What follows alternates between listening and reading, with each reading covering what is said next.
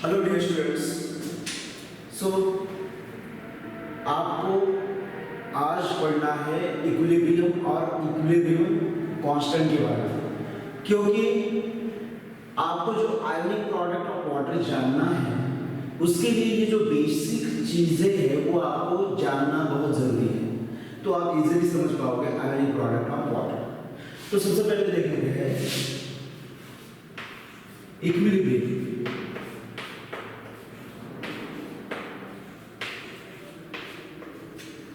अब इक्विलिब्रियम किसे कहते हैं? इक्विलिब्रियम एक स्टेट है, ओके, एक कंडीशन है जिस स्टेट में या फिर जिस कंडीशन में जो कॉन्सेंट्रेशन ऑफ प्रोडक्ट और रिएक्टेंट होगा या फिर जो कुछ उस रिएक्शन में इन्वॉल्व है या फिर उस प्रोसेस में इन्वॉल्व है, तो वो जो कॉन्सेंट्रेशन है उनका वो कॉन्सेंट्रेशन कांस्टेंट रहेगा, यानी उसमें नो चेंज आएगा, no change with time, no change with time. Okay, उस प्रोसेस में जो कुछ है, रिएक्टेंट होगा, प्रोडक्ट होगा या जो कुछ स्टेट है, जो कुछ होगा वो जो है वो चेंज नहीं हो पाएगा।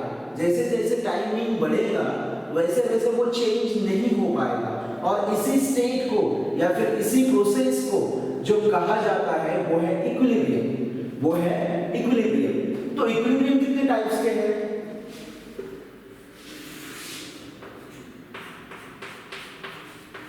Number one mechanical equilibrium, mechanical equilibrium.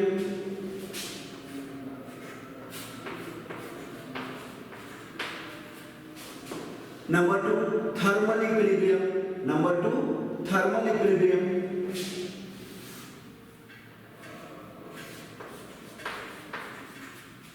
Number third chemical equilibrium.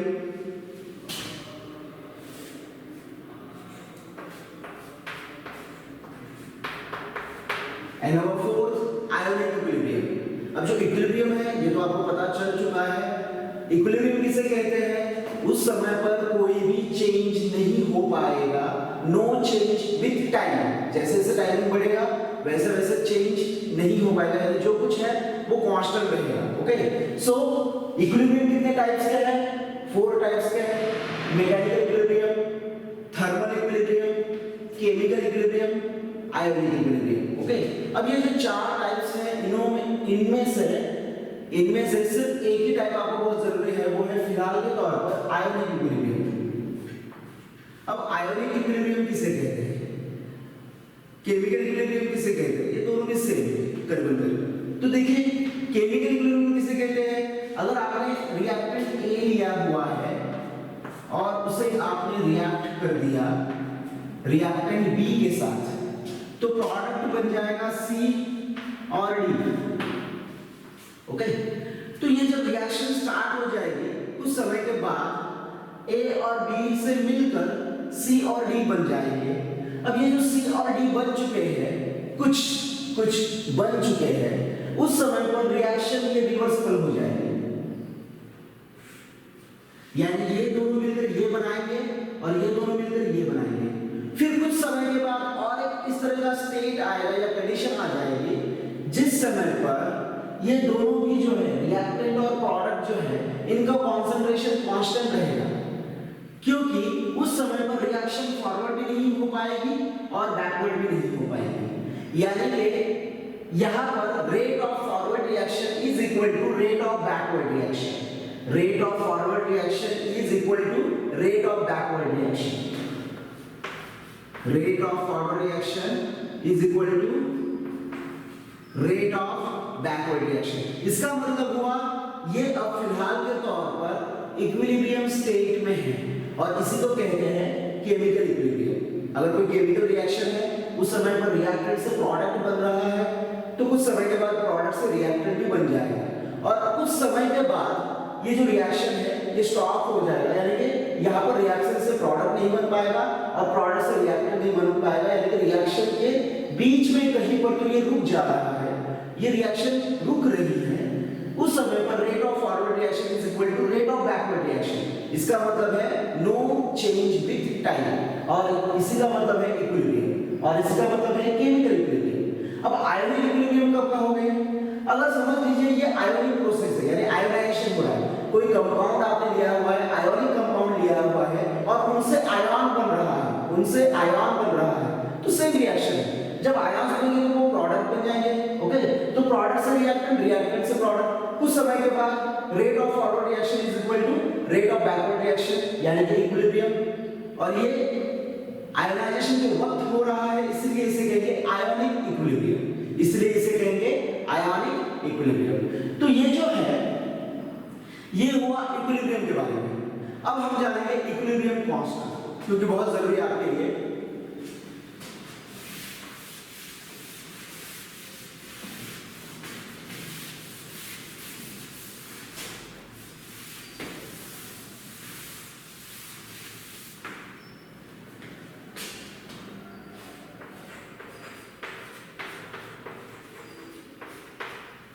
Equilibrium constant. अब इक्विलिब्रियम कांस्टेंट किसे कहते हैं? तो देखिए इक्विलिब्रियम तो आप समझ चुके हो। इक्विलिब्रियम हम किसे कहते हैं? जिस समय पर concentration of reactant and concentration of product ये जो है ये कांस्टेंट होंगे, यानी no change with time. Okay, उस समय पर rate of forward reaction is equal to rate of backward reaction. तो उस समय पर उस स्टेट को, उस कंडीशन को, उस रिएक्शन को हम कहेंगे इक्विलिब्रियम स्टेट। ओके, उसे हम कहेंगे इक्विलिब्रियम स्टेट। अब इक्विलिब्रियम कांस्टेंट किसे कहते हैं? तो फॉर एग्जांपल मैं एक रिएक्शन लूंगा, consider a reaction small a capital A plus small b capital B small c capital C small d capital D। Okay, अब देखिए ये हुए रिएक्टेंट्स A और B, ये रिएक्ट हो रहे हैं और इनसे बन रहा है C और D, ये प्रोडक्ट। ये जो कैपिटल में दिख रहा है आपको, A और B रिएक्टेंट है, ये रिएक्ट होकर C और D बना रहे हैं जो है प्रोडक्ट। ओके, अब यहाँ पर ये small a, small b, small c, small d, ये क्या है? ये कोएफिशिएंट है जो बैलेंस करने के लिए, रिएक्शन बैलेंस करने के लिए यूज किया जाएगा। वही कोएफिशिएंट यहाँ पर ये स्मॉल लेटर में आपको दिया गया है, small a, small b, small c, small d। Okay, अब इक्विलिब्रियम स्टेट आ चुका है, और क्यों आ चुका है आपको पता है, नो चेंज विद टाइम, यानी यहाँ पर रिएक्टेंट से प्रोडक्ट बन रहा था, प्रोडक्ट से रिएक्टेंट बन रहा था। कुछ समय के बाद ये रिएक्शन उसी जगह पर स्टॉप हो चुकी है। तो उस जगह पर वो स्टॉप जब हो चुकी है तब कॉन्सेंट्रेशन ऑफ रिएक्टेंट और कॉन्सेंट्रेशन ऑफ प्रोडक्ट ये इक्वल होंगे, यानी कि rate of forward reaction is equal to rate of backward reaction. तो उस समय पर इस रिएक्शन को कहेंगे हम केमिकल इक्विलिब्रियम, या फिर आप इस तरह से भी कह सकते हो आयोनिक इक्विलिब्रियम। ओके, अब ये जो केमिकल रिएक्शन है ये केमिकल इक्विलिब्रियम स्टेट में आ चुका है, लेकिन यहाँ पर टू केसेस है। एक है फॉरवर्ड रिएक्शन, यानी कि रिएक्टेंट से प्रोडक्ट बन रहा है, उस समय पर ये कहलाएगा फॉरवर्ड रिएक्शन। ओके, और जब ये जो प्रोडक्ट बन चुके हैं और प्रोडक्ट से रिएक्टेंट बनेंगे तब उस रिएक्शन को हम कहेंगे बैकवर्ड रिएक्शन। ओके, उस समय पर इसे कहेंगे हम बैकवर्ड रिएक्शन। अब ये इक्विलिब्रियम स्टेट में है, तो इक्विलिब्रियम स्टेट कब होगा? Rate of forward reaction is equal to rate of backward reaction. ये तो आपको पता है, rate of forward reaction is equal to rate of backward reaction. Okay, अब यहां से हम इक्वेशन स्टार्ट करेंगे इक्विलिब्रियम कांस्टेंट के लिए। अब जो रिएक्टेंट है जब रिएक्ट होकर प्रोडक्ट बना रहे हैं, ओके, उस समय पर ये रिएक्शन होगी फॉरवर्ड रिएक्शन। तो सिर्फ उसी कंडीशन के बारे में हम अब सोचेंगे। ओके, उसी समय अब अगर हमें rate of forward reaction calculate करना है तो किस तरह से करोगे? Rate of forward reaction is directly proportional to concentration of reactant A raised to small a, concentration of capital B raised to small b. Okay, अब उसी तरह से अगर हम बैकवर्ड रिएक्शन के बारे में सोचेंगे तो ये किस तरह से होगा? Rate of backward reaction is directly proportional to concentration of C raised to C, concentration of B raised to D. अब ये कहां से आ चुका है? Law of mass action. Mass action का जो लॉ है उस पर से ये जो इक्वेशंस है वो हमें मिल चुके हैं। Rate of forward reaction is directly proportional to concentration of reactant A into concentration of reactant B. Rate of backward reaction is directly proportional to concentration of C into concentration of D. अब ये जो raise to है small letter में वो coefficient है। अब ये coefficient आखिर यहाँ पर क्यों और किस लिए यूज किए जा रहे हैं? क्योंकि इस रिएक्शन का जो ऑर्डर ऑफ रिएक्शन है यही आपको दिखाएगा, ये ऑर्डर ऑफ रिएक्शन। ये small a, small b, small c, ये हुए ऑर्डर ऑफ रिएक्शन। फिलहाल के तौर पे यही याद रखिए, इसे कहते हैं ऑर्डर ऑफ रिएक्शन। इसे कहते हैं order of reaction. Small a, small b, small c, small d। In actually ये है कोएफिशिएंट्स, ये हुए कोएफिशिएंट्स। ओके, ये हुए कोएफिशिएंट यानी कि नंबर ऑफ मोल्स, यानी कि नंबर ऑफ मोल्स। ओके, ये हुए कोएफिशिएंट यानी कि नंबर ऑफ मोल्स, और यही है ऑर्डर ऑफ रिएक्शन। ओके, यही है ऑर्डर ऑफ रिएक्शन। अब ये दो इक्वेशन हमें मिल चुके हैं। अब ये जो प्रोपोर्शनलिटी है, ये जो प्रोपोर्शनलिटी है, इसे अगर हम प्रोपोर्शनलिटी कांस्टेंट में कन्वर्ट करवाएंगे तो किस तरह से बन जाएगा? देखिए, RF rate of forward reaction is equal to KF into concentration of A raised to A, concentration B raised to B। उसी तरह से rate of backward reaction is equal to Kb concentration of C raised to C, concentration of D raised to D। Okay, ये proportionality जो है इसे हमें proportionality constant में convert करना होगा, यानी इक्वालिटी में कन्वर्ट करना होगा। तो इक्वालिटी में कन्वर्ट करने के लिए आपको प्रोपोर्शनलिटी कांस्टेंट उसमें इंट्रोड्यूस करना होगा। तो यहाँ पर हमने इक्वालिटी में प्रोपोर्शनलिटी को इक्वालिटी में कन्वर्ट करने के लिए यहाँ पर प्रोपोर्शनलिटी कांस्टेंट इंट्रोड्यूस कर दिया है। ओके, अब आगे किस तरह से चेंजेस आएंगे देखिए।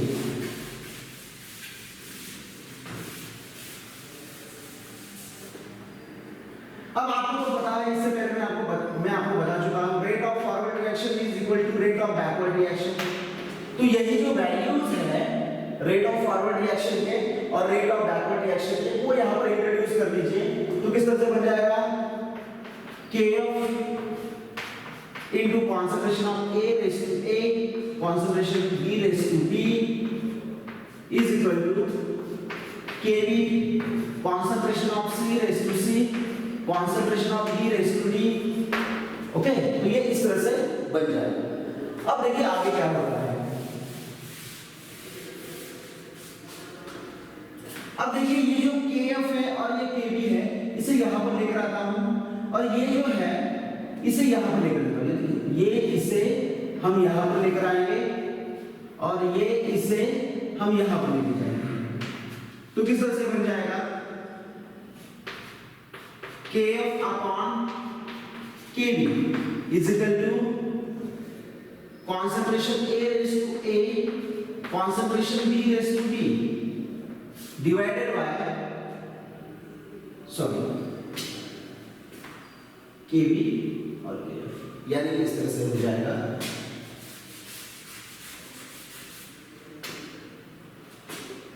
concentration C raised to C, concentration D raised to D divided by concentration A raised to A, concentration B raised to B। Okay, अब ये जो रेशियो है concentration of equilibrium constant of forward reaction, ये जो है KF क्या है आखिर? Equilibrium constant of forward reaction, और KB क्या है? Equilibrium constant of backward reaction. Okay, अब ये जो रेशियो है, इस रेशियो को क्या कहते हैं? Equilibrium constant. और उसे किस तरह से दिखाएंगे हम? K is equal to KF upon KB। तो इस हिसाब से इसे अगर हम यहाँ पर इंट्रोड्यूस कर लेंगे तो इक्वेशन किस तरह से बन पाएगा?